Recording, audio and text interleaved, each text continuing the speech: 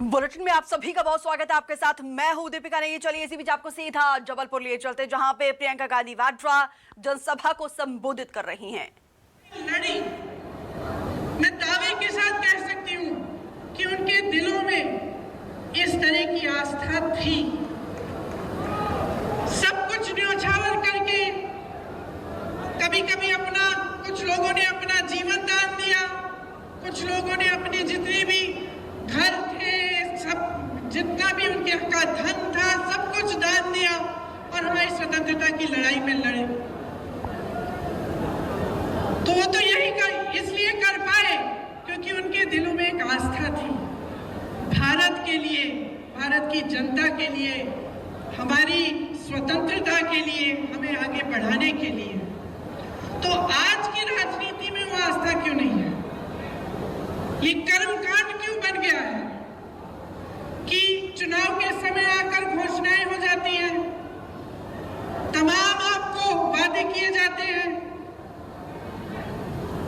लेकिन उन वादों में जो वादा करता है उसकी खुद की आस्था नहीं है, उसकी खुद का विश्वास नहीं होता, करके चले जाता है।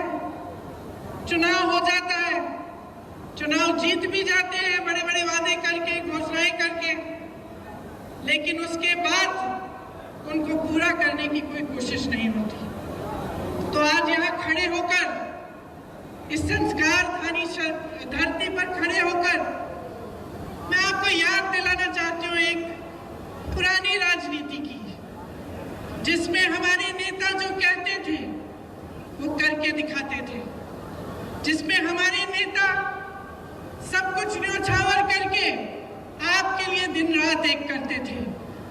आपकी सेवा सर्वोपरि होती थी उनके दिल में, उनके दिमाग में। और मैं कहना चाहती हूँ कि जो आपके साथ पिछले 18 सालों से हो रहा है वो गलत हो रहा है।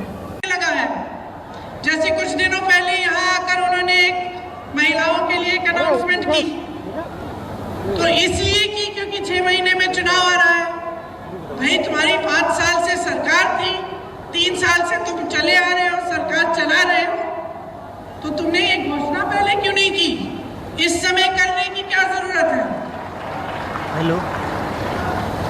तो ये इनका व्यवहार दिखा रहा है हमें कि ये सब कर्मकांड है।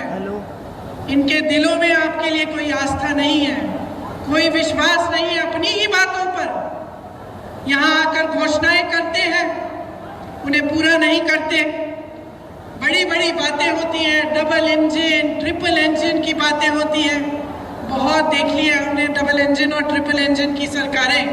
हिमाचल में भी ये कहते थे, कर्नाटका में भी ये कहते थे, और जनता ने दिखा दिया इनको कि ये डबल इंजन की बातें बंद करो, ये दिखाओ, नहीं तो आपको हम निकाल देंगे। तो आज आपके प्रदेश में कमर तोड़ महंगाई है।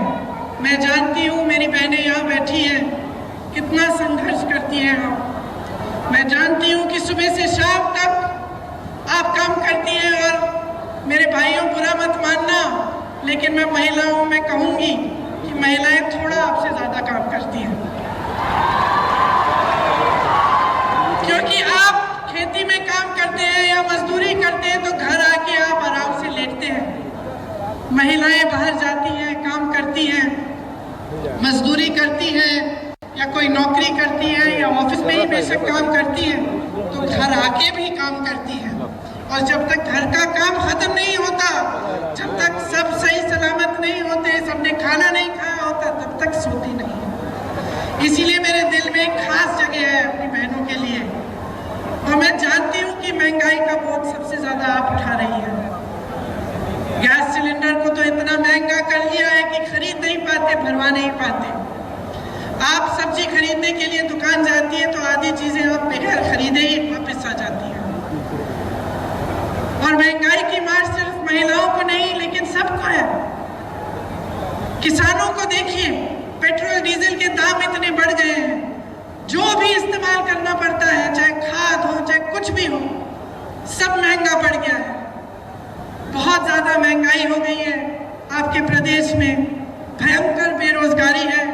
जैसे मैंने कहा, शर्म की बात है कि एक सरकार 3 सालों में मात्र 21 सरकारी नौकरी दे रही है। तमाम पद खाली पड़े हुए हैं। हमारे नौजवान भाई बहन मेहनत करते हैं, पढ़ाई करते हैं भर्ती के इम्तिहानों के लिए, कुछ ना कुछ हो जाता है, घोटाला हो जाता है, कुछ ना कुछ लीक हो जाता है पेपर, कोई गड़बड़ हो जाती है, जितने पैसे उनके माँ बाप ने खर्चे उनके फीस पे सब बर्बाद हो जाते हैं, जितने महीने उन्होंने पढ़ाई की वो सब बर्बाद हो जाते हैं।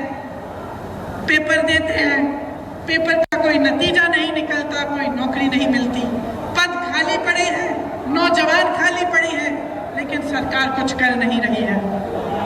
आदिवासियों की दुर्दशा हो गई है आपके प्रदेश में।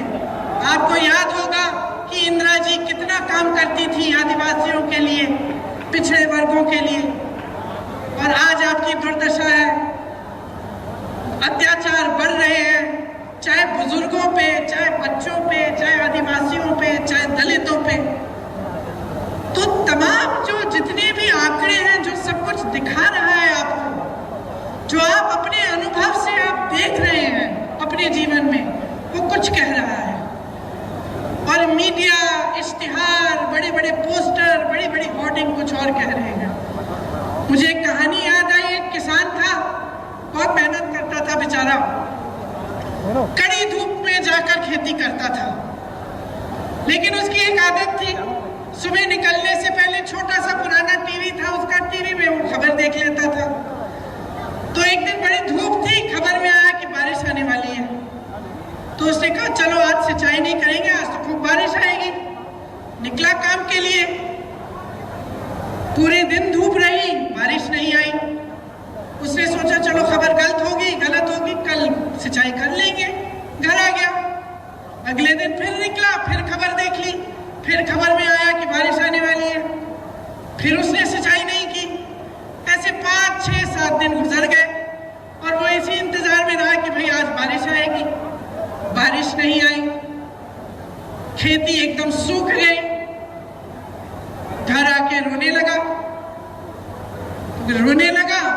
अपने गुरुजी के पास गया कि भाई मैं तो इंतजार कर रहा था, मेरा सारा खेत सूख गया, मैं क्या करूं। तो उसके गुरुजी ने उसको कहा, ये मूर्ख, तुमने अपने अनुभव से नहीं देखा क्या हो रहा था? तुम्हारे सामने तुम्हारा खेत सूख रहा है और तुम इंतजार कर रहे हो कि बारिश आएगा क्योंकि खबर ने कह दिया।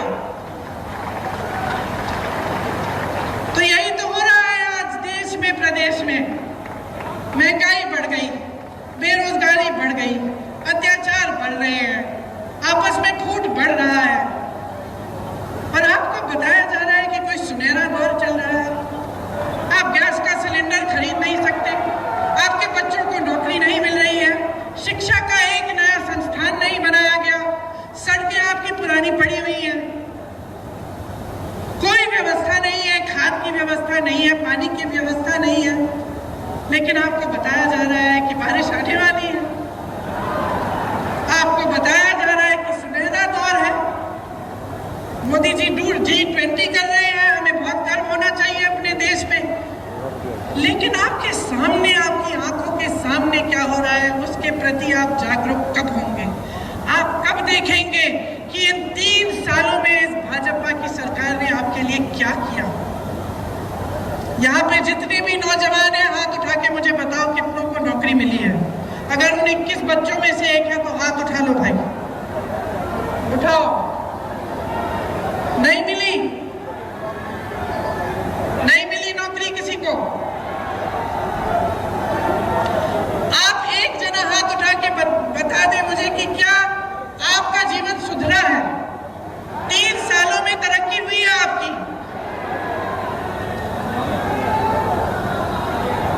आप ये मुझे बता दीजिए कि महंगाई बढ़ी है कि घटी है? बढ़ी है ना? किसान इस देश की रीढ़ की हड्डी है, ये देश किसानों ने बनाया है। ये जितने भी जवान यहाँ खड़े होते हैं, जो हमारी सरहद पे खड़े होकर हमारी रक्षा करते हैं, किसान के बेटे हैं। किसान के लिए सरकार ने कुछ नहीं किया। फसल का दाम नहीं मिलता, गेहूं, धान, सोयाबीन, सब्जियों का दाम नहीं मिलता। 4000 का करोड़ का घोटाला तो इन्होंने अपने